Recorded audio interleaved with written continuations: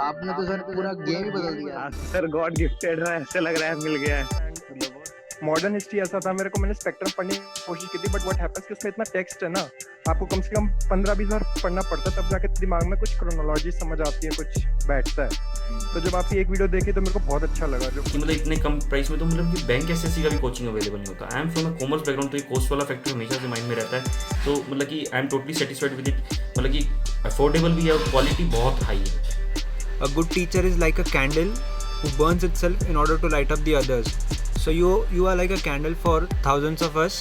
Sir, your style of teaching is simply incredible. The quality is also incredible. जब मैंने coaching join की थी, शायद आपको बताया था मैंने, तो मैंने करते करते छोड़ दी थी, क्योंकि आपकी मैंने वीडियोस देखी वगैरह तो मुझे अच्छा लगा। जो करा है क्योंकि किसी ने भी स्पेस और उससे शुरू नहीं किया, सीधा सीधा उन्होंने जो मॉर्फोलॉजी, हाँ जी ओशन में घुस जाओ, हाँ जी स्टोन में घुस जाओ। मैं कहा ये क्या कर रहे हैं, आपने तो सर पूरा गेम ही बदल दिया। और दूसरी बात, सबसे बड़ी बात, अच्छी बात आपकी ये है कि जैसे हम कोई पेपर वगैरह देखने जाते थे या कोचिंग सेंटर में जाते थे, वो कुछ पढ़ाते थे तो वो कहते थे कि आप पहले एनसीईआरटी पढ़ो वगैरह पढ़ो। आपका जो सीधा स्टेट ऑफ एटीट्यूड है ना सर, कि जी मेरी वीडियो देख लो, आपका काम बन गया। बस वो चीज़ मुझे इतनी पसंद है ना। और आप जो सबसे अच्छी बात आप बता देते हैं ना कि ये तो सिर्फ ऐसे ही पढ़ लो, ये इसका कोई मतलब नहीं है, इसको सिर्फ एक बार को लो समझ लो, तो वो चीज़ सबसे अच्छी है। नहीं तो ऐसा कोई टीचर में दम नहीं है बोलने का कि इसको मत पढ़ के जाना, इसके कोई चांसेस नहीं है। सर वीडियोस बहुत अच्छे लग रहे हैं। लव यू सर, आप कंटिन्यू एकदम एनर्जी की तरह एकदम फोकसिंग मतलब बोलते हैं कॉम्प्रिहेंसिव मैनर में जिस हिसाब से पॉलिटी का पढ़ा रहा है, लग रहा है पॉलिटी के मास्टर मतलब बहुत अच्छे पकड़ हो जाएंगे। ये देखिए दोस्तों, क्या जबरदस्त कोट बोली गई है कि surround yourself with those that are hungry for success. आपको बहुत सारे लोग मिलेंगे, आप यूपीएससी दे रहा हूँ या दे रही हूँ किसी को बोलकर, तो देखिए हज़ारों लोग मिलेंगे जो ये बोलेंगे कि यूपीएससी क्यों नहीं देना चाहिए। मगर आपको उन लोगों के साथ नहीं रहना है, आपको उन लोगों के साथ रहना है जो आपको एक रीज़न देंगे कि यूपीएससी क्यों देना चाहिए। तो इसीलिए हमेशा ध्यान में रखिए कि उन लोगों के साथ नहीं रहना है जिन्होंने अपनी जो सक्सेस की भूख है उस पर मिट्टी डाल दी है। क्योंकि अगर आप उन लोगों के साथ रहोगे तो आपकी भी सक्सेस की जो भूख है उस पर धीरे धीरे मिट्टी चढ़ती रहेगी। लेकिन आपको उन लोगों के साथ रहना है जो भूखे हैं सक्सेस के लिए, उनको सक्सेस चाहिए एट एनी कॉस्ट। इससे आप भी सक्सेस के लिए उतना ही पीछे दौड़ोगे और उतनी ही शिद्दत से अपने ड्रीम्स के लिए काम करोगे। जय हिंद दोस्तों, स्वागत है आप सभी का इस वीडियो में। आज हम 31 अक्टूबर का एनालिसिस देखने वाले हैं और आज सैटरडे रहने की वजह से जो न्यूज़ आर्टिकल्स है वो कम है, लेकिन फिर भी हम जितने भी न्यूज़ आर्टिकल्स है जो हमारे एग्जाम पर्सपेक्टिव से इम्पॉर्टेंट है उन्हें कॉम्प्रिहेंसिव तरीके से डिस्कस करने की कोशिश करेंगे। आप मुझे फेसबुक इंस्टाग्राम पर फॉलो कर सकते हो, टेलीग्राम पर भी फॉलो कर सकते हो। टेलीग्राम पर आपको जो न्यूज़ पेपर होता है उसकी पीडीएफ मिल जाएगी, जो हम लेक्चर लेते हैं उसकी पीडीएफ मिल जाएगी, और कौन बनेगा आईएएस सीरीज जो है जिस पर हम पीआईबी, एआईआर न्यूज़पेपर सभी के एमसीक्यू फॉर्म में क्वेश्चंस जो है वो कवर करते हैं, उसकी जो लेक्चर्स है वो आपको एमएम एकेडमी ऐप पर मिलते हैं, मगर जो पीडीएफ है वो आपको टेलीग्राम पर मिल जाएगी। तो फॉलो कीजिए टेलीग्राम पर, आपको जो लिंक है डिस्क्रिप्शन में मिल जाएगी। यहाँ पर मैप बेस्ड एक्सरसाइज आ रही है, तो आपको करना क्या है, इस कंट्री के रिगार्डिंग इन्फॉर्मेशन लिखना है। देखिए इस कंट्री के बारे में आप बहुत कुछ लिख सकते हो, मतलब कि इस कंट्री का नाम तो लिख ही सकते हो, ओवरऑल नाम, लेकिन इस कंट्री के अलग अलग एरिया के भी अलग अलग नाम है। मतलब ये एरिया का अलग नाम है, ये एरिया का अलग नाम है, ये एरिया का अलग नाम है, ये दोनों एरिया मिला दिया अलग नाम है, ये एरिया मिला दिया अलग नाम है, ये आप लिख सकते हो। उसी के साथ साथ आप बहुत सारी इन्फॉर्मेशन, इसका थोड़ा बहुत हिस्ट्री के बारे में लिख सकते हो, करेंसी के बारे में लिख सकते हो, न्यूज़ में क्यों चल रही है इसके बारे में, बहुत सारी चीज़ें हैं जिसके बारे में आप लिख सकते हो। तो मैं उम्मीद करता हूँ कि कमेंट सेक्शन जो आज मुझे भरा भरा दिखाई देगा। तो आपको करना क्या है, वीडियो को पॉज करना है, इसके रिगार्डिंग इन्फॉर्मेशन लिखना है और फिर वीडियो को रिज्यूम करना है। आइए एक्सप्लेन सेक्शन देखते हैं। यहाँ पर यूरोप में सेकेंड कोविड वेव देखने को मिल रही है, तो इसके रिगार्डिंग इन्फॉर्मेशन देख लेंगे। उसी के साथ साथ यहाँ पर 8 कोर इंडस्ट्रीज जो है उसके बारे में यहाँ पर इन्फॉर्मेशन दी गई है, तो उसके बारे में जान लेंगे। यहाँ पर बात की जा रही है 98.6 degree Fahrenheit versus new normal, body temperature जो डिक्लाइन हो रहा है। मतलब देखिए पहले क्या था, यहाँ पर जो बहुत सारे लोग हैं, ठीक है, बहुत सारे लोग हैं, उनका बॉडी टेम्परेचर लिया गया और उस नतीजे पर पहुंचा गया कि नॉर्मल ह्यूमन बॉडी टेम्परेचर जो है वो है 98.6 डिग्री फ़ारेनहाइट की बात हो रही है, सेल्सियस की नहीं हो रही है, ठीक है। तो यहाँ पर 98.6 डिग्री फ़ारेनहाइट जो है ये नॉर्मल टेम्परेचर है। मगर अभी ये पता चल रहा है कि जो ह्यूमन बॉडी टेम्परेचर है, नॉर्मल ह्यूमन बॉडी टेम्परेचर, वो डिक्लाइन हुआ है। वो डिक्लाइन हुआ है। अब हमें 97.6 बोलिए, 97.9 बोलिए, 98.2 बोलिए, इस तरीके से हमें बॉडी टेम्परेचर देखने को मिल रहा है। तो मतलब ये जो हम कंसिडर कर रहे थे नॉर्मल है, लेकिन अब यहाँ पर न्यू नॉर्मल बॉडी टेम्परेचर देखने को मिल रहा है जो कि कम है, डिक्लाइनिंग इस पर है। तो ये क्यों हो रहा है, क्यों हमारा बॉडी टेम्परेचर जो है वो डिक्लाइन हो रहा है? तो उसके कई रीजंस जो है वो दिए गए हैं। जैसे कि पहला हमें देखने को मिलता है बेटर हेल्थ केयर फैसिलिटी है, जिससे क्या होता है कि आपकी जो हाइजीन है वो इम्प्रूव हो गई है। हाई इनकम पॉपुलेशन ग्रुप जो है वो यहाँ पर इन्फेक्शन उनको कम होते हैं क्योंकि न्यूट्रिशियस डाइट ये सारी चीज़ें खाते हैं, है ना। तो इससे क्या होता है, जो बॉडी टेम्परेचर है वो डिक्लाइन हो जाता है। दूसरा हमें देखने को मिलता है कि जो इन्फ्लेमेशन है ना, लोअर इन्फ्लेमेशन, मतलब लोग जो है क्या करते हैं, एंटी इन्फ्लेमेटरी ड्रग जो है वो यहाँ पर ले लेते हैं, जिससे क्या होता है कि जो बॉडी टेम्परेचर है वो कम हो जाता है। फिर हमें यहाँ पर जो इलनेस है उसमें रिडक्शन देखने को मिलता है। लोग जो है वो इन्फेक्शन का जो ड्यूरेशन है वो कम हो गया है। पहले अगर बुखार आया है तो आपके पास कोई दवाई नहीं है, या फिर दवाई भी है तो बहुत सारे लोग नहीं ले पा रहे हैं, तो बुखार जो है वो आपको 3-3, 4-4, 5-5, 6-6 दिन रह रहा है। अब कैसा है कि भैया बुखार आने ही वाला है, ये पता चल गया, आपको 99 तक पहुंच गया तो आपने दवाई ले ली और बुखार जो है उसे तो दब गया, है ना। तो इस तरीके से चीज़ें हमें यहाँ पर देखने को मिल रही है। उसी के साथ साथ अगर हम देखें तो जो बॉडी वर्किंग होता है वो भी काफ़ी कम हो गया है। मतलब पहले ऐसा था कि भैया मेहनत जो है बहुत ज़्यादा होती थी, अब कैसा है, आप एसी में बैठे हो, है ना, और उसी के साथ साथ आप बैठे ही हो, वर्कआउट जो है वो इतना ज़्यादा नहीं हो रहा है। तो ये सारी चीज़ें हमें यहाँ पर देखने को मिलती है। इसलिए क्या हो रहा है कि बॉडी टेम्परेचर जो है, नॉर्मल बॉडी टेम्परेचर भी लोगों का डिक्लाइन होते जा रहा है। ये चीज़ें हमें यहाँ पर देखने को मिल रही है। क्लियर है? अब यहाँ पर नेक्स्ट हम एडिटोरियल पेज आइडिया स्पेस देखते हैं। तो इसमें हमें ये वाला जो आर्टिकल है, यूएस मतलब अफगानिस्तान से जो निकल रहा है, तो क्या पाकिस्तान को यहाँ पर कुछ फ़र्क पड़ रहा है या फिर पाकिस्तान को इससे कुछ फ़ायदा होने वाला है, इसके बारे में यहाँ पर बात की जा रही है। उसी के साथ से यहाँ पर अगर आप देखोगे तो डेमोग्राफी, देयर्स एंड आर्स, यहाँ पर कश्मीर वैली जो है उसके बारे में बात की जा रही है। यहाँ पर हथराज जो है उसके बारे में बात की जा रही है। यहाँ पर शेपिंग द फ्यूचर, अब देखिए ये बेसिकली यूएसए एंड इंडिया जो डील है उसके बारे में बात हो रही है, ठीक है, डिफेंस डील जो है उसके बारे में बात हो रही है। अब देखिए आए दिनों बहुत सारे हमें आर्टिकल जो है वो इस पर देखने को मिल रहे हैं। तो समझ लीजिए 26 से लेकर तो 31 तक जितने भी एडिटोरियल्स इस पर आए हैं, म्यूचुअल ट्रस्ट के ऊपर बोलिए, या फिर डिफेंस डील के ऊपर बोलिए, या फिर जो रिलेशनशिप है इंडिया एंड यूएसए की वो बोलिए, या फिर अगर ट्रम्प जीत कर आते हैं, बिडेन जीत कर आते हैं तो क्या होगा वो बोलिए। तो ये सभी आर्टिकल्स को हम मर्ज करके आज इसके थ्रू हम देखने वाले हैं। क्लियर है? तो काफ़ी एक्स्ट्रा इन्फॉर्मेशन के साथ यहाँ पर आपको बहुत सारी चीज़ें जानने को मिलने वाली है। चलिए शुरू करते हैं। तो पहला यहाँ पर हम यही आर्टिकल देखेंगे, India and US defence relationship. देखिए जैसा यहाँ पर भी लिखा गया है, रिसेंटली जितने भी एडिटोरियल्स आए हैं सभी को यहाँ पर कवर करेंगे। तो एक आपके लिए मेन से रिलेटेड क्वेश्चन भी मैंने यहाँ पर इंक्लूड किया है जो आप लिख सकते हो। बहुत सारे लोग जो है कमेंट सेक्शन में अच्छी तरीके से लिख रहे हैं जो मेन से रिलेटेड क्वेश्चन होते हैं। During the past decade mutual trust and respect increased between India and USA specially through defence cooperation. क्या बोला गया है फर्स्ट हाफ में कि पास्ट डिकेड में अगर हम पिछले 10 साल की बात करते हैं तो इंडिया और यूएसए के बीच में जो रिलेशनशिप है, म्यूचुअल ट्रस्ट है, रिस्पेक्ट है, काफ़ी ज़्यादा इंक्रीज हुई है, स्पेशली डिफेंस कोऑपरेशन के मामले में। अब यहाँ पर दूसरा पार्ट आता है कि will it hamper the defence relations with Russia. देखिए दो चीज़ें आ रही है। अगर हम देखते हैं जीएस पेपर 2, ठीक है, जीएस पेपर 2 अगर हम देखते हैं तो 2 में आपको जो इंटरनेशनल रिलेशन आता है उसमें डिफेंस रिलेशन जो हम दोनों के साथ बहुत अच्छा कर रहे हैं, यूएसए के साथ भी एंड रशिया के साथ भी, तो यहाँ पर आपको, और दोनों एक दूसरे के दुश्मन, तो इसीलिए यहाँ पर एक क्वेश्चन देखिए कितना ट्रिकी और कितना ज़बरदस्त हो रहा है कि यहाँ पर हमारा रिलेशनशिप पिछले डेकेड में काफ़ी बेहतर हुआ है और इसके साथ तो हमारा पहले से ही था, लेकिन इससे बेहतर होने की वजह से क्या हमारा इसके साथ रिलेशन जो है वो हैम्पर होगा, तो ये आपको यहाँ पर एनालिसिस करना है। तो सोचिए आपको कितनी ज़्यादा सोच विचार के साथ कैसे आपको सही तरीके से 250 वर्ड्स में बोलिए, कितना अच्छे तरीके से आपको यहाँ पर लिखना पड़ेगा। तो अब मैं देखूंगा कमेंट सेक्शन में, खास ये जो क्वेश्चन है इसके लिए मैं खास देखूंगा कमेंट सेक्शन में कौन किस तरीके से लिखता है। हाँ, यहाँ पर हम बात करते हैं अग्रीमेंट्स की। जो अग्रीमेंट साइन किए गए हैं यूएसए और इंडिया के बीच में, कौन कौन से अग्रीमेंट साइन किए गए हैं? तो देखिए, मेंस पर्सपेक्टिव से तो इम्पॉर्टेंट है ही, प्रीलिम्स पर्सपेक्टिव से भी काफ़ी ज़्यादा इम्पॉर्टेंट है जो हम ये आर्टिकल देख रहे हैं, और इसमें बहुत सारे आर्टिकल्स इंक्लूड किए गए हैं। तो एक है general security of military information agreement 2002 में जो हमें देखने को मिला। दूसरा यहाँ पर logistic exchange memorandum of agreement LEMOA 2016 में देखने को मिला।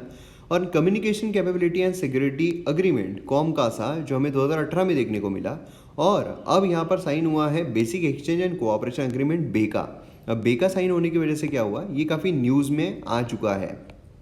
अब देखिए, इसके बारे में हमने पहले भी डिस्कस किया हुआ है और सेपरेट वीडियो जो है वो भी अवेलेबल है। आपने देखा होगा 2+2, आप थोड़ा अगर नीचे जाओगे जहाँ 21 अक्टूबर जो है वो न्यूज़पेपर है, तो उसमें ये वाला कवर किया गया है 21 अक्टूबर के। और अगर 21 अक्टूबर के ऊपर वाला वीडियो देखोगे लाइन से, अगर आप नीचे जाओगे तो उसमें आपको ये वाला सेपरेट वीडियो भी दिख जाएगा डिफेंस डील के बारे में। तो उसमें हमने इसके बारे में कवर किया, आज भी करने वाले हैं, इसलिए आपको निश्चिंत रहना है, आज भी हम करने वाले हैं इसके रिगार्डिंग। अब देखिए, लॉन्ग हिस्ट्री थोड़ी हम जान लेते हैं, किस तरीके से हमारा रिलेशन जो है वो ढले हैं, किस तरीके से हमारा रिलेशन क्या हुए हैं। देखिए, कोल्ड वॉर चल रहा था यूएसए एंड यूएसएसआर के बीच में, है ना। अब ये कोल्ड वॉर के दौरान हमने किसके तरफ झुकाव किया, हमने यहाँ पर नॉन अलाइनमेंट मूवमेंट चलाई। नॉन अलाइनमेंट मूवमेंट के तहत हमने क्या बोला कि हम किसी को भी यहाँ पर फॉलो नहीं कर रहे हैं, हम किसी की तरफ भी इंक्लाइन नहीं है, हम यहाँ पर अपना नॉर्मल रूट जो है बीच का रास्ता अपना कर चल रहे हैं। अब यूएसए जो है वो इस दौरान पाकिस्तान के क्लोज था, और यूएसएसआर जो है हम थोड़ा बहुत यूएसएसआर के क्लोज गए। 1991 आया जहाँ पर हमारा कोल्ड वॉर जो है वो ख़त्म हो गया, यूएसएसआर डिसइंटीग्रेट हुआ और कोल्ड वॉर ख़त्म हो गया। यूनिपोलर यहाँ पर हमें जो लीडरशिप है वो देखने को मिली। 1991 दौरान यहाँ पर किक लाइटेड प्रपोजल यहाँ पर हमें देखने को मिलता है, जिसमें डिफेंस कोऑपरेशन जो है 1995 से शुरू होता हुआ देखने को मिला। फिर उसके बाद इंडिया जो है उसने सीरीज ऑफ न्यूक्लियर टेस्ट किए 1998 में, जिसके बाद से जो यूएसए है उसके और इंडिया के रिलेशन बहुत ख़राब हो गए, क्योंकि सैंक्शंस जो है इंडिया पर वो लगा दिए गए। उसी के साथ 2000s में यहाँ पर जसवंत सिंह जो है, जब वो एक्सटर्नल अफेयर मिनिस्टर थे, उसके बाद 18 राउंड ऑफ टॉक्स जो है वो हमें देखने को मिले। फिर 2002 से यहाँ पर जो अग्रीमेंट्स है वो साइन होना शुरू हुए, जैसे कि GSOMI, यहाँ पर जो मैंने आपको बताया था general security and military information agreement, ये यहाँ पर साइन होता है। फिर उसके बाद जो डिफेंस रिलेशनशिप है वो स्टैब्लिश की जाती है। Joint declaration on defence cooperation 2013 में साइन किया जाता है। लेमो साइन किया जाता है 2016 में, कॉमकासा किया जाता है 2008 और बेका किया जाता है 2020 में। तो इस तरीके से हमारा रिलेशनशिप जो है यूएसए के साथ ये देखने को मिलता है। मतलब इतने शॉर्ट इसमें मैंने आपको पूरा रिलेशनशिप यहाँ पर बता दिया है, जो कि आप मेंस में अच्छे तरीके से लिख सकते हो। अब यहाँ पर आपको लगेगा कि ये जो लेमो है, कॉमकासा है, ये क्या है, और बेका तो हम देखने ही वाले हैं, तो ये भी देख लेते हैं। पहला है यहाँ पर logistic exchange memorandum of agreement LEMOA, जिसे कहा जाता है। अब यहाँ पर बेसिकली ये क्या है, तो देखिए लेमो जो है वो अलाउ करता है दोनों ही कंट्रीज़ को कि वो एक दूसरे की मिलिट्री फैसिलिटीज़ जो है रीफ्यूलिंग के लिए, रिप्लेसमेंट के लिए इस्तेमाल कर सकते हैं। ये साइन किया गया 2016 में। अब अगर इसको और सिंपलिस्टिक वे में समझना है तो फ़र्ज़ कीजिए कि आपके कोई फ्रेंड का गैराज है और आपके फ्रेंड की गैराज पर आप अपनी कार जो है वो रीफ्यूल कराने के लिए जा रहे हो, ठीक है, या फिर रिपेयर, आपकी कोई गाड़ी ख़राब हो जाती है तो रिपेयर कराने के लिए जा रहे हो। लेकिन यहाँ पर जब आप जा रहे हो तो आपको ये भी ध्यान में रखना है कि जब आप आपकी गाड़ी लेकर जा रहे हो तो आपके दोस्त को जो टेक्नोलॉजी है उसके बारे में भी पता चल रहा है। अब जब टेक्नोलॉजी के बारे में पता चल रहा है तो आपका दोस्त भी आपकी जैसी गाड़ियाँ जो है वो बना सकता है ना। तो अब इसके लिए क्या चाहिए रहता है, बहुत ज़्यादा ट्रस्ट चाहिए रहता है कि इसका गैर फायदा जो है वो ना उठाया जाए, है ना। तो ये चीज़ हमें यहाँ पर देखने को मिलती है। ये है लेमो, मतलब यहाँ पर लॉजिस्टिक जो है आप उसका इस्तेमाल कर रहे हो, नेवल शिप बोलिए, स्ट्रेटेजिक एसेट जो होते हैं, तो वो हम यूएसए के जो पोर्ट्स हैं वहाँ पर जा सकते हैं, या फिर यूएसए जो हमारे पोर्ट्स पर आ सकते हैं, तो ये चीज़ें हम कर सकते हैं। उसी के साथ communication capabilities and security agreement जो कॉमकासा है उसके बारे में अगर हम देखते हैं तो ये अलाउ करता है यूएस को कि वो इंडिया को एनक्रिप्टेड कम्युनिकेशन इक्विपमेंट प्रोवाइड करे। एनक्रिप्टेड मतलब क्या होता है कि जब भी कोई कम्युनिकेशन हो रहा है तो वो कोई अलग अलग सिम्बॉल्स में कम्युनिकेशन जो है वो हमें देखने को मिलता है। मतलब इस तरीके से कोई सिम्बॉल जो है इसमें कम्युनिकेशन होगा और कम्युनिकेशन जो है वो समझ में भी आ जाएगा, मगर जो कम्युनिकेशन है वो बाकी किसी कंट्री अगर ट्रेस करने की कोशिश करती है तो उनको समझ में भी नहीं आएगा ये क्या कहा गया है। अगर ये कहा गया है हिट को अगर ये दिया गया है कोडिंग, ठीक है। तो ये सिर्फ इंडिया एंड यूएसए वालों को ही समझ में आएगा, बाकियों को समझ में नहीं आएगा, ठीक है। कोंकासा जो है ये transfer of communication security equipments के साथ देता है फ्रॉम यूएसए टू इंडिया, जिससे कि इंटर ऑपरेबिलिटी जो है दोनों ही फोर्सेस के बीच में वो बढ़ सके, ठीक है। तो अब दोनों आपको समझ में आ गए। अब हम आते हैं बेका पर। तो बेका क्या है? ये अलाउ करता है इंडिया और यूएसए को कि वो मिलिट्री इंफॉर्मेशन जो है वो शेयर करे, including advanced satellite and topographic data, जैसे कि मैप्स हो गए, नॉटिकल एंड एरोनॉटिकल चार्ट्स हो गए, ये सब आप शेयर कर सकते हो। मतलब फ़र्ज़ कीजिए ना कि आपकी ओला कैब है, ओला कैब जो है वो आपको अगर ट्रेस कर रही है कि आप कहाँ पर खड़े हो, तो उसके लिए उसको गूगल मैप जो उसका इस्तेमाल करना पड़ेगा, तब जाकर वो इजीली ट्रेस कर पाएगी। नहीं तो बार बार फ़ोन करोगे, हाँ सर आप कहाँ खड़े हो, अच्छा फिर तो मैं यहाँ पर हूँ, फिर कब आऊँ, ऐसे यहाँ पर हो जाएगा, है ना। गूगल मैप है, फटाफट आपको फ़ोन करने की भी ज़रूरत नहीं, वो वहाँ पर पहुँच जाता है। उसी तरीके से हमारी जो मिसाइल्स होती है, ये सब होता है, तो क्या होता है कि हमें एक अच्छे तरीके का एक मैप जो है वो मिल जाता है। खासकर ऐसे सिनारियों में जहाँ पर LAC पर इतना टेंशन जो है वो चल रहा है, तो उनके लोग कहाँ पर छुपे हुए हैं, क्या हो रहा है, वो पूरी इन्फॉर्मेशन जो हमें यहाँ पर मिल जाती है। तो बेका जो यहाँ पर साइन किया गया है, एकदम सही समय पर साइन किया गया है। अब बेनिफिट्स क्या है? तो इंडियन मिलिट्री को यहाँ पर अलाउ करता है कि वो यूएसए के टोपोग्राफिकल, नॉटिकल, एरोनॉटिकल डेटा को इस्तेमाल कर सके। उसी के साथ साथ लॉन्ग रेंज मिसाइल पावर जो है वो भी यहाँ पर इंडिया को हेल्प करता है सिलेक्ट करने के लिए। अब यहाँ पर क्या होगा कि इतना जब इंफॉर्मेशन शेयर हो जाएगी तो फिर काफ़ी एक्यूरेसी के साथ हम कोई भी इस पर जो सिस्टम है, हमारे वेपन्स है हमारे, जैसे क्रूज मिसाइल हो गए, बैलिस्टिक मिसाइल हो गए, ड्रोन्स हो गए, उनको हम भेज सकते हैं, है ना, पूरी एक्यूरेसी के साथ। तो ये चीज़ काफ़ी ज़्यादा बेनिफिट देगी। इंडिया और यूएसए के ट्रस्ट के बारे में अगर हम बात करते हैं तो यूएसए ने कैटेगराइज किया है इंडिया को as a major defence partner. ये एक बहुत बड़ी बात है, मेजर डिफेंस पार्टनर। तो ये एक 2016 में किया गया था। ये एक बहुत बड़ी अचीवमेंट थी। यहाँ पर म्यूचुअल ट्रस्ट जो है उसके बारे में यहाँ पर हम बोल सकते हैं। ये एक यूनिक पोजीशन है जहाँ पर नेशनल डिफेंस ऑथराइजेशन एक्ट में फॉर्मलाइजेशन हमें देखने को मिलता है। इससे क्या होता है, इससे इंडिया को काफ़ी ज़्यादा हेल्प मिली, है ना। और हेल्प सिर्फ ऐसा ही नहीं कि यूएसए जो है वो डिफेंस स्ट्रक्चर में हेल्प कर रहा है, लेकिन जो कंट्रोल रिजिम्स है, जैसे कि ऑस्ट्रेलिया ग्रुप बोलिए, मिसाइल टेक्नोलॉजी कंट्रोल रिजिम बोलिए, वासेनार अग्रीमेंट बोलिए, इन सब में भी इंडिया की जो एंट्री है वो हमें देखने को मिली। अब न्यूक्लियर सप्लाई ग्रुप की जब हम बात करते हैं तो न्यूक्लियर सप्लाई ग्रुप में भी यूएसए जो है वो तो पूरा साथ दे रहा था, लेकिन वहाँ पर क्या है, यूनाइटेड नेशन सिक्योरिटी काउंसिल के जो 5 परमानेंट मेंबर्स है उसमें से एक निकलता है चाइना। अब चाइना जो है वो यहाँ पर इंडिया की जो एंट्री है वो हर जगह दबा रहा है। 2018 में भी अगर हम देखते हैं, इंडिया जो है उसे यहाँ पर one of the strategic trade authorisation इस कैटेगरी में शामिल किया गया, जिससे कि यहाँ पर सेंसिटिव टेक्नोलॉजीज़ जो होती है उसके एक्सपोर्ट में काफ़ी आसानी हो जाए। जो सेंसिटिव जो टेक्नोलॉजीज़ होती है उसका एक्सपोर्ट आप नहीं कर सकते हो इजीली, है ना। तो इंडिया को मतलब सभी पर्सपेक्टिव से, अगर हम जापान देखते हैं उसके साथ भी हमने न्यूक्लियर डील्स बोली है, तो बहुत सारी चीज़ें हमें ऐसी देखने को मिली है जिससे कि जो बाकी कंट्रीज़ अगर करें, जिन्होंने मतलब जो अग्रीमेंट्स है वो साइन अगर नहीं किए हैं, तो फिर उनको सैंक्शंस लग सकते हैं, लेकिन इंडिया पर ऐसा कुछ भी नहीं हुआ। उल्टा इंडिया जो है उसको बढ़ावा दिया गया। तो ये हमें म्यूचुअल ट्रस्ट यहाँ पर देखने को मिलता है। ट्रेड की जब हम बात करते हैं, ट्रेड भी काफ़ी इंपॉर्टेंट है, क्योंकि जैसा मैंने आपको कहा था कि political, economic and social powers बहुत इंपॉर्टेंट होते हैं। तो यहाँ पर हमने जो पॉलिटिकल पावर्स है वो देख ली। अब यहाँ पर इकोनॉमिक अगर हम देखते हैं तो बायलैटरल ट्रेड जो है गुड्स एंड सर्विसेज में, वो 2000 में अगर हम देखते हैं तो सिर्फ 20 बिलियन था, लेकिन अब ये 140 बिलियन पर पहुँच गया 2018 में।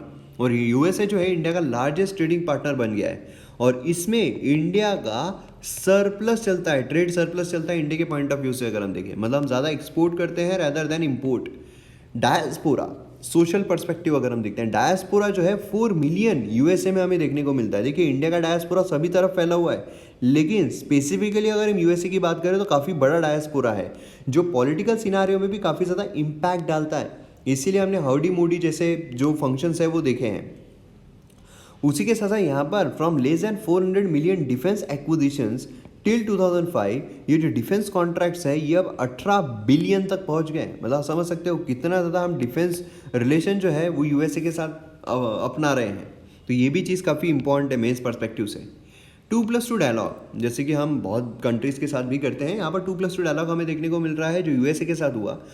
अगर हम ये 2+2 डायलॉग की बात करते हैं तो इंडियन पर्सपेक्टिव से जो मीटिंग है ये उस समय पर हुई है जब स्टैंड ऑफ जो है वो चल रहा है चाइनीज़ मिलिट्री के साथ LAC पर। यूएसए के पर्सपेक्टिव से अगर हम देखते हैं तो यहाँ पर जो देखिए यहाँ पर कैसा चल रहा है, यूएसए है, चाइना है, रशिया है एंड इंडिया है ना, ये कंट्रीज हमें देखने को मिल रही है। इंडिया एंड रशिया के रिलेशंस कैसे हैं? अच्छे हैं। इंडिया एंड यूएसए के रिलेशंस कैसे हैं? अच्छे हैं। इंडिया एंड चाइना के रिलेशंस जो है वो कैसे हैं? तो वो ख़राब है ना। तो ये हमें सिनारियो जो है ये देखने को मिल रहा है। अब ऐसे पर्सपेक्टिव से आप देखोगे अगर, तो यूएसए एंड रशिया के रिलेशन जो है वो कैसे हैं? ख़राब है।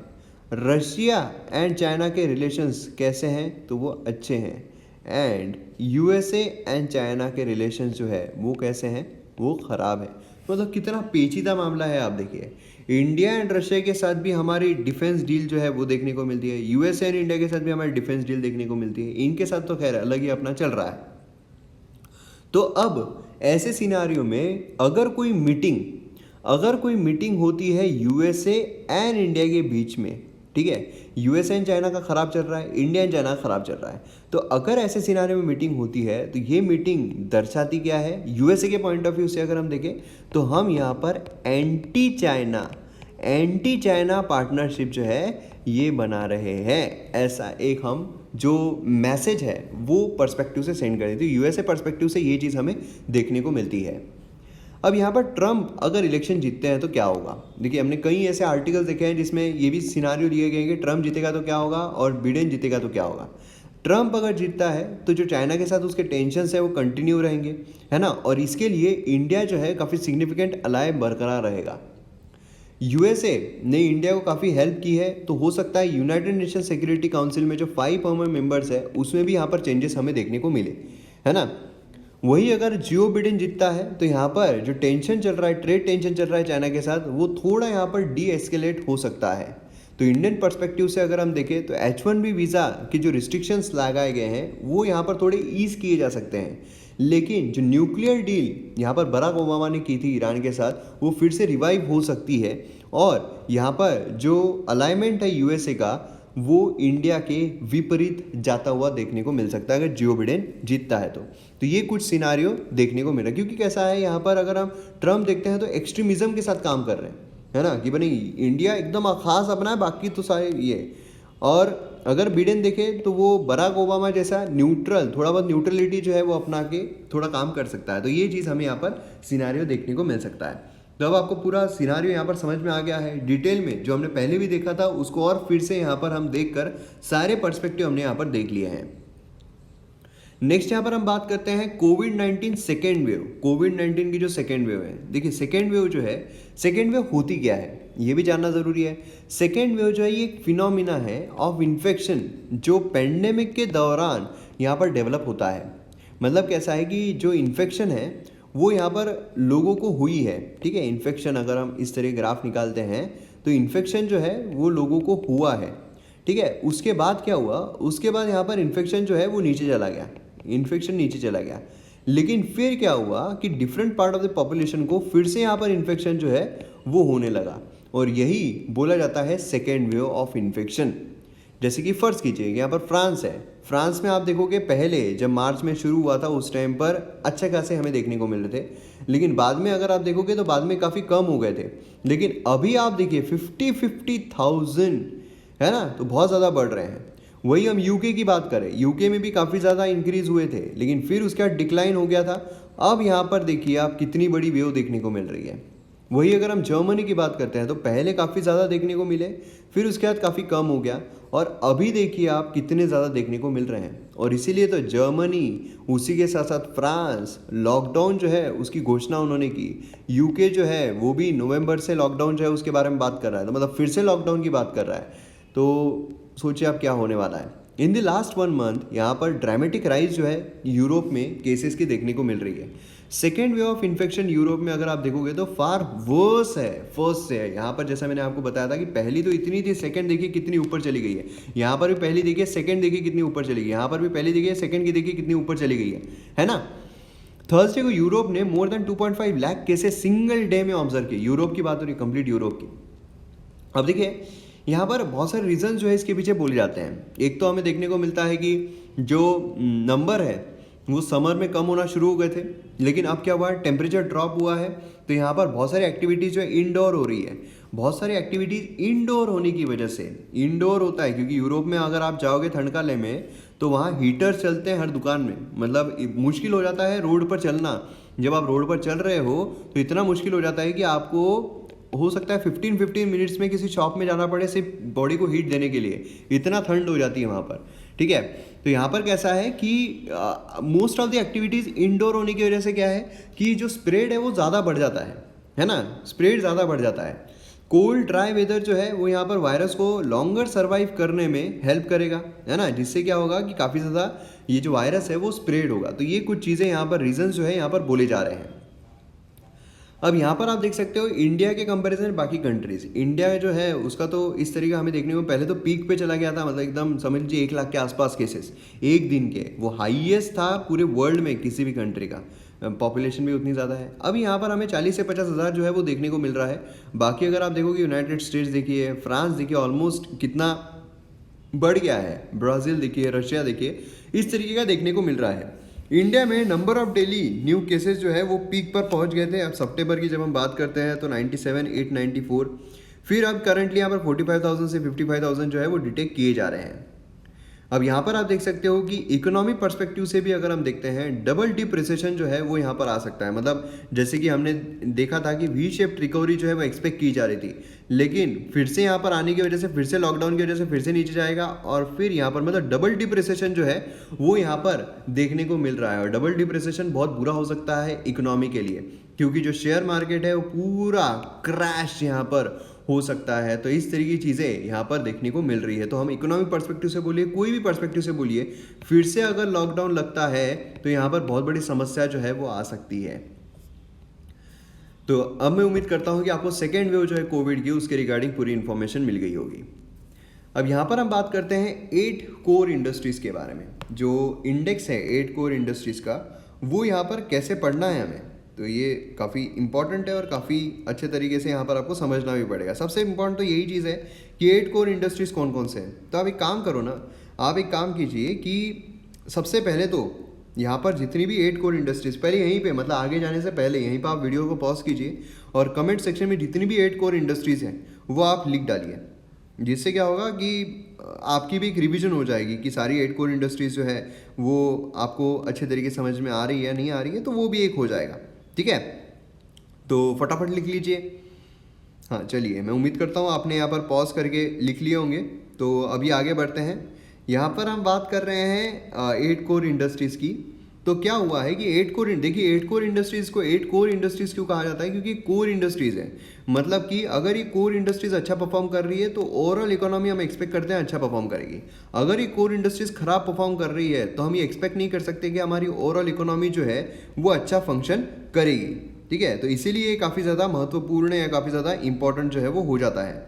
ठीक है, तो अब यहाँ पर जो हम देख रहे हैं कि जो ऑफिस है of economic adviser within the department for promotion of industry and internal trade, उन्होंने इंडेक्स ऑफ 8 कोर इंडस्ट्रीज जो है वो रिलीज़ किया है सितंबर 2020 का। तो अब यहाँ पर हमें देखने को क्या मिल रहा है, यहाँ पर हमें देखने को मिल रहा है कि ये जो 8 कोर इंडस्ट्रीज है किस तरीके से फंक्शन कर रही है। तो यहाँ पर आप देख लीजिए ना किस तरीके से यहाँ पर हमें देखने को मिल रहा है 8 कोर इंडस्ट्रीज़ का। मतलब पहले यहाँ से शुरुआत, फिर उसके बाद इस तरीके से धीरे धीरे धीरे अभी एट प्रेजेंट अगर हम देखते हैं तो 0.8% से कॉन्ट्रैक्ट होती हुई नज़र आ रही है। मतलब आप समझिए अभी भी यहाँ पर जो ग्रोथ है वो भली आपको यहाँ पर देखने को मिल रही है पहले से, मतलब एकदम लास्ट तो -37.9 से कॉन्ट्रैक्शन जो है वो देखने को मिल रहा था। तो अभी अगर आप देखोगे तो भली यहाँ पर थोड़ा बेटर जो है सिनारियो देखने को मिल रहा है, मगर फिर भी क्या अच्छा है सिनारियो? नहीं, कॉन्ट्रैक्शन जो है वही तो देखने को मिल रहा है। और कॉन्ट्रैक्शन जो है यही तो खतरनाक चीज़ है ना, कॉन्ट्रैक्शन ही तो खतरनाक चीज़ है यहाँ पर जो देखने को मिल रही है।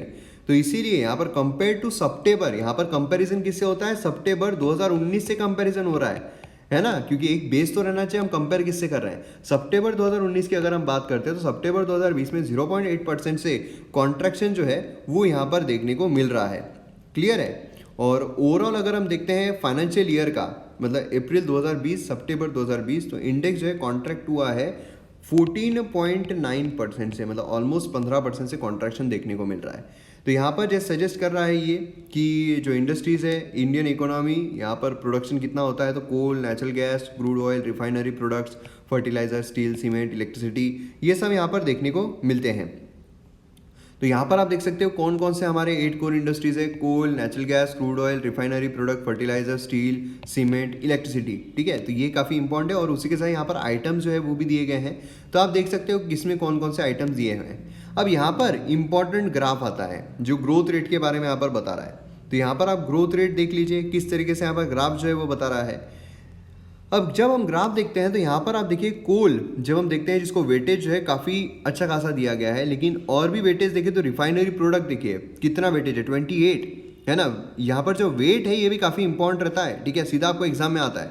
फिर यहाँ पर आप देखिए स्टील, इलेक्ट्रिसिटी, ये कितने ज़्यादा इनको वेटेज जो है वो दिए गए हैं, है ना। तो अब यहाँ पर अलग अलग सालों के यहाँ पर आपको जो सिनारियो है वो देखने को मिल रहे हैं। तो यहाँ पर आप देखिए अगर हम पर्टिकुलरली सबसे ज़्यादा रिफाइनरी प्रोडक्ट्स का देखते हैं तो 16.3% कॉन्ट्रैक्शन हुआ है। दूसरा अगर हम देखते हैं इलेक्ट्रिसिटी तो यहाँ पर 8.2% कॉन्ट्रैक्शन हुआ है। वही अगर हम देखते हैं स्टील तो 26.7 कॉन्ट्रैक्शन हुआ है। सीमेंट अगर हम देखते हैं 25.1 कॉन्ट्रैक्शन, मतलब जो भी मैन्युफैक्चरिंग से रिलेटेड हो वहाँ पर आपको कॉन्ट्रैक्शन जो है वो देखने को मिला ही है। और उसी के साथ साथ यहाँ पर आप पूरा ओवरऑल सिनारियो ही जब टोटल 14.9% से कॉन्ट्रैक्शन हुआ है तो सभी कॉन्ट्रैक्शन में, लेकिन एक देखिए फर्टिलाइजर 3.7, क्योंकि एग्रीकल्चर अगर आप देखोगे एग्रीकल्चर तो ये बंद नहीं हुआ था लॉकडाउन में, है ना। तो इसीलिए यहाँ पर क्या है इसका कॉन्ट्रैक्शन हमें देखने को नहीं मिला। तो ये एक चीज़ काफ़ी ज़्यादा इंपॉर्टेंट है। देखिए फर्टिलाइजर के क्या होता है, फर्टिलाइजर जब तो ओवरऑल एग्रीकल्चर जो है वो खतरे में रहती है उस टाइम पर यहाँ पर जो फर्टिलाइजर है वो भी खतरे में रहता है। लेकिन अभी क्या हुआ कि सब पूरा देश लॉकडाउन में था, एग्रीकल्चर शुरू था, इसलिए फर्टिलाइजर जो है वो यहाँ पर नीचे, लेकिन उसका वेटेज देखिए, वेटेज जो है वो इतना कुछ खास नहीं है ना। तो ये हमें ओवरऑल सिनारियो 8 कोर इंडस्ट्रीज का देखने को मिल रहा है। चलिए अब न्यूज़पेपर पर थोड़ी नज़र डाल लेते हैं और देखते हैं न्यूज़पेपर में क्या खास चीज़ें हैं।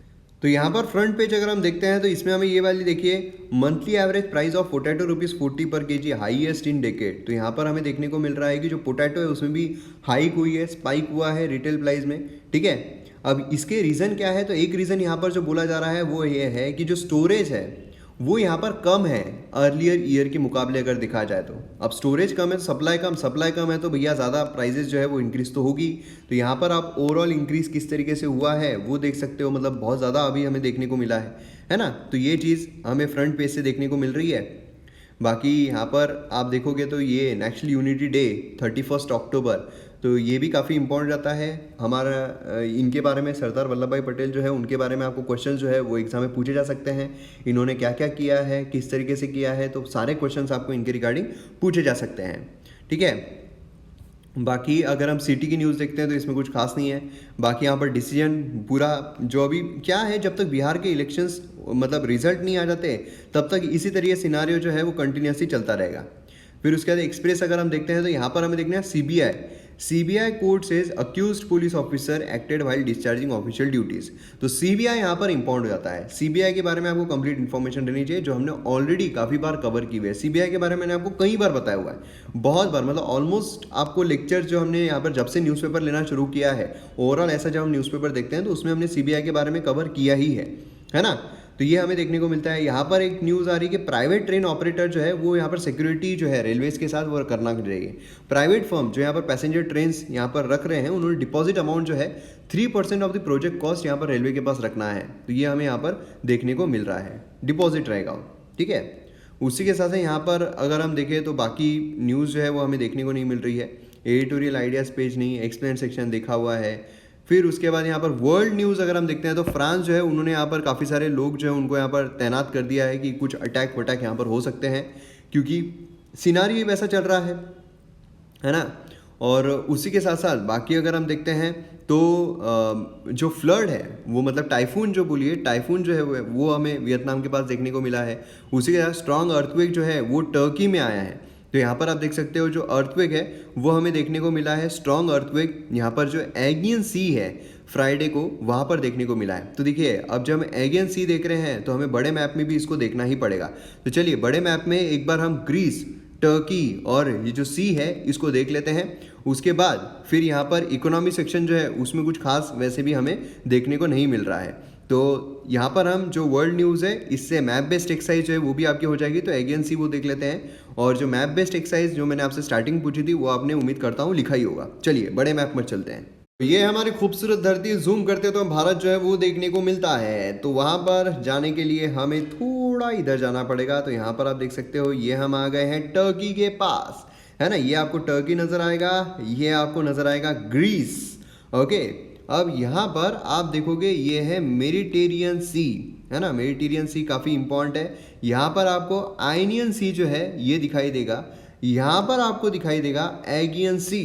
ओके, तो ये जो सी होते हैं काफ़ी इंपॉर्टेंट। जैसे कि अगर आप ये देखोगे, क्या बोलते हैं उसको, इटली देखोगे, तो इटली के पास आप देखिए 3 सी से घिरा हुआ है। एक यहाँ पर टेनियन सी आता है, यहाँ पर एड्रिएटिक सी आता है और नीचे आयनियन सी आता है। तो इस तरीके क्या है, कौन कौन से सी यहाँ पर बॉर्डर करती है, ऐसे क्वेश्चंस आपको कई बार पूछे जाते हैं।